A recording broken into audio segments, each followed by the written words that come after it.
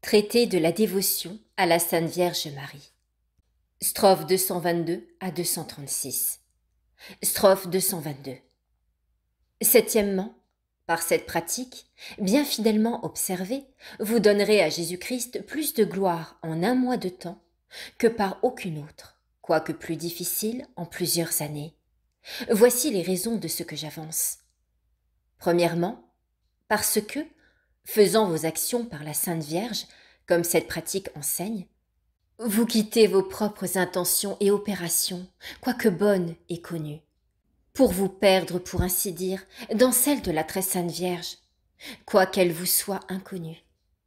Et par là, vous entrez en participation de la sublimité de ses intentions, qui ont été si pures, qu'elle a plus donné de gloire à Dieu par la moindre de ses actions, par exemple, en filant sa quenouille, en faisant un point d'aiguille, qu'un saint Laurent sur son gril, par son cruel martyre, et même que tous les saints, par leurs actions les plus héroïques.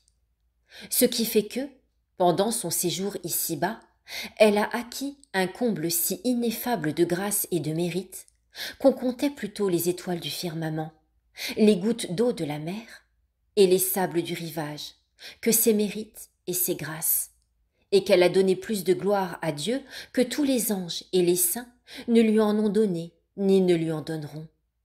Ô prodige de Marie, vous n'êtes capable que de faire des prodiges de grâce dans les âmes qui veulent bien se perdre en vous. Strophe 223, deuxièmement.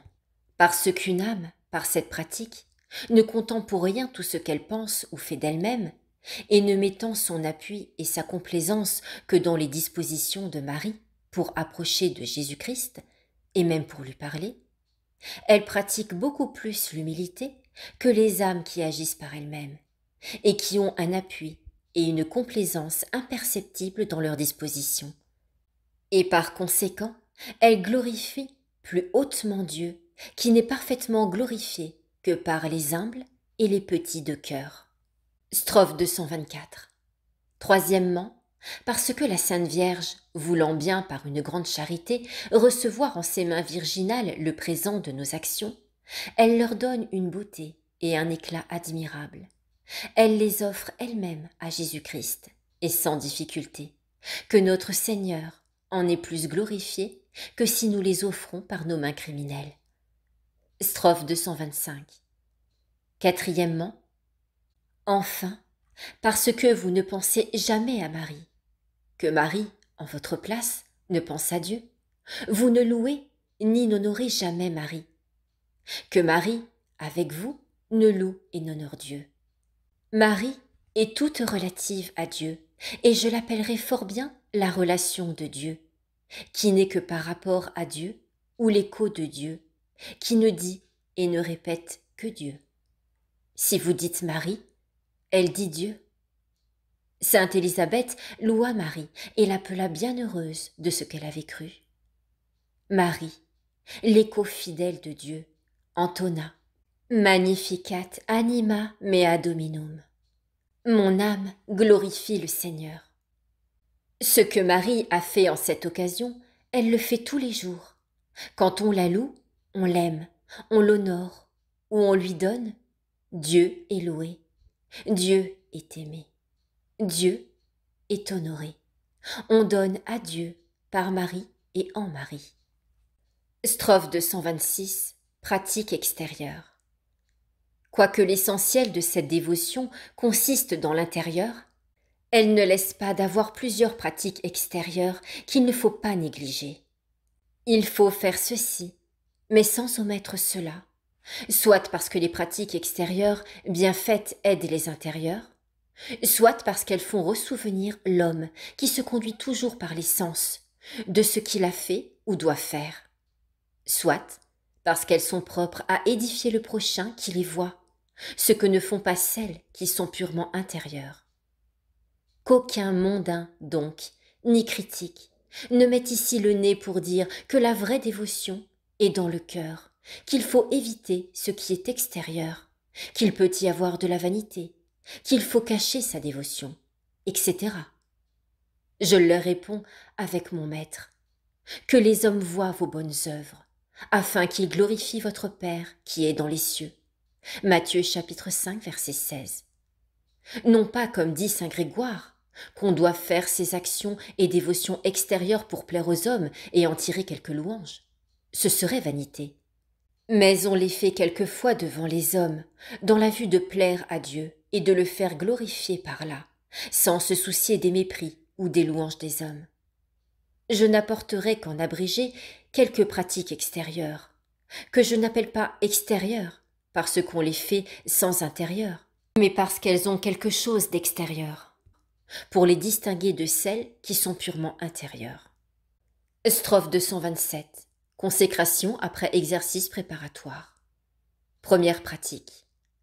Ceux et celles qui voudront entrer en cette dévotion particulière, qui n'est point érigée en confrérie, quoiqu'il le fût à souhaiter, après avoir, comme j'ai dit dans la première partie de cette préparation au règne de Jésus-Christ, employé 12 jours au moins à se vider de l'esprit du monde contraire à celui de Jésus-Christ, emploieront 3 semaines à se remplir de Jésus-Christ par la très sainte Vierge. Voici l'ordre qu'ils pourront garder. Strophe 228. Pendant la première semaine, ils emploieront toute leur oraison et action de piété à demander la connaissance d'eux-mêmes et la contrition de leurs péchés, et ils feront tout en esprit d'humilité. Pour cela, ils pourront, s'ils veulent, méditer ce que j'ai dit de notre mauvais fond et ne se regarder, les 6 jours de cette semaine, que comme des escargots, limaçons, crapauds, cochons et serpents et boucs. Ou bien ces 3 paroles de saint Bernard. Pense à ce que tu as été, un peu de boue, à ce que tu es, un peu de fumier, à ce que tu seras, la pâture des vers. Ils prieront notre Seigneur et son Saint-Esprit de les éclairer par ces paroles. Seigneur, faites que je vois. Luc chapitre 18, verset 41. Ou, Dieu immuable, que je me connaisse. Saint Augustin. Ou venez, Esprit Saint, et diront tous les jours les litanies du Saint-Esprit et l'oraison qui suit, marquée par la première partie de cet ouvrage. Ils auront recours à la très sainte Vierge et lui demanderont cette grande grâce qui doit être le fondement des autres. Et pour cela, ils diront tous les jours l'Ave Maris Stella et ses litanies. Strophe 229. Pendant la seconde semaine, ils s'appliqueront, dans toute leur oraison et œuvre de chaque journée, à connaître la très sainte Vierge. Ils demanderont cette connaissance au Saint-Esprit. Ils pourront lire et méditer ce que nous en avons dit. Ils réciteront, comme la première semaine, les litanies du Saint-Esprit et l'Ave Maris Stella, et de plus, un rosaire tous les jours, ou du moins un chapelet à cette intention. Strophe 230. Ils emploieront la 3e semaine à connaître Jésus-Christ. Ils pourront lire et méditer ce que nous en avons dit, et dire l'oraison de saint Augustin, qui est mise vers le commencement de cette seconde partie. Ils pourront, avec le même saint, dire et répéter 100 et 100 fois par jour « Seigneur, que je vous connaisse » ou bien « Seigneur, que je vois qui vous êtes ». Ils réciteront comme aux autres semaines précédentes les litanies du Saint-Esprit et l'Ave Maris Stella, et ajouteront tous les jours les litanies de Jésus. Annotation, c'est-à-dire les litanies du Saint-Nom de Jésus. Strophe 231. Au bout de 3 semaines, ils se confesseront et communieront à l'intention de se donner à Jésus-Christ en qualité d'esclaves d'amour, par les mains de Marie. Et après la communion qu'ils tâcheront de faire selon la méthode qui est ci-après, ils réciteront la formule de leur consécration, qu'ils trouveront aussi ci-après. Il faudra qu'ils l'écrivent ou la fassent écrire, si elle n'est pas imprimée, et qu'ils la signent le même jour qu'ils l'auront faite. Strophe 232. Il sera bon que ce jour-là, ils payent quelques tributs à Jésus-Christ et à sa Sainte Mère, soit pour pénitence de leur infidélité passée au vœu de leur baptême, soit pour protester leur dépendance du domaine de Jésus et de Marie. Or, ce tribut sera, selon la dévotion, et la capacité de chacun, comme un jeûne, une mortification, une aumône, un cierge, quand il ne donnerait qu'une épingle en hommage, avec un bon cœur, c'en est assez pour Jésus, qui ne regarde que la bonne volonté. Strophe 233. Tous les ans, au moins le même jour, ils renouvelleront la même consécration, observant les mêmes pratiques pendant 3 semaines. Ils pourront même, tous les mois et tous les jours, renouveler tout ce qu'ils ont fait par ce peu de paroles. Je suis tout à vous, et tout ce que j'ai vous appartient, ô mon aimable Jésus, par Marie votre Sainte Mère. Strophe 234. Deuxième pratique, ils réciteront tous les jours de leur vie, sans pourtant aucune gêne, la petite couronne de la Très Sainte Vierge, composée de 3 pater et 12 ave, en l'honneur des 12 privilèges et grandeurs de la Très Sainte Vierge. Cette pratique est fort ancienne et elle a fondement dans l'Écriture sainte. Saint Jean vit une femme couronnée de 12 étoiles, revêtue de soleil et tenant la lune sous ses pieds. Laquelle femme, selon les interprètes, est la Très Sainte Vierge. Livre de l'Apocalypse, chapitre 12, verset 1. Annotation personnelle. Vous pouvez retrouver la petite couronne de la Sainte Vierge en audible sur cette chaîne, La Voix de Dieu par la voix des saints. Strophe 235. Il y a plusieurs manières de bien la dire qu'il serait trop long de rapporter. Le Saint-Esprit les apprendra à ceux et celles qui seront les plus fidèles à cette dévotion. Cependant, pour la dire tout simplement, il faut d'abord dire « Daignez écouter mes louanges, ô Vierge très sainte, et donnez-moi la force contre vos ennemis. » Ensuite, on dira le credo, puis un pater, puis 4 Ave Maria et un Gloria Patri. Encore un pater, 4 Ave, un Gloria Patri, ainsi du reste. À la fin, on dit « Sous votre protection ». Strophe 236. Troisième pratique.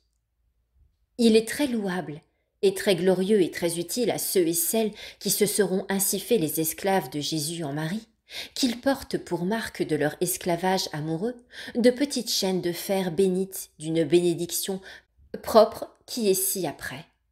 Annotation. Cette bénédiction n'a pas été ajoutée après le texte. Reprise.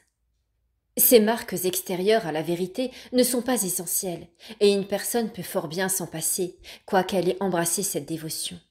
Cependant, je ne puis m'empêcher de louer beaucoup ceux et celles qui, après avoir secoué les chaînes honteuses de l'esclavage du diable, où le péché originel et peut-être les péchés actuels les avaient engagés, se sont volontairement mis dans le glorieux esclavage de Jésus-Christ, et se glorifient avec saint Paul d'être dans les chaînes pour Jésus-Christ. Chaîne 1000 fois plus glorieuse et précieuse, quoique de fer et sans éclat, que tous les colliers d'or des empereurs.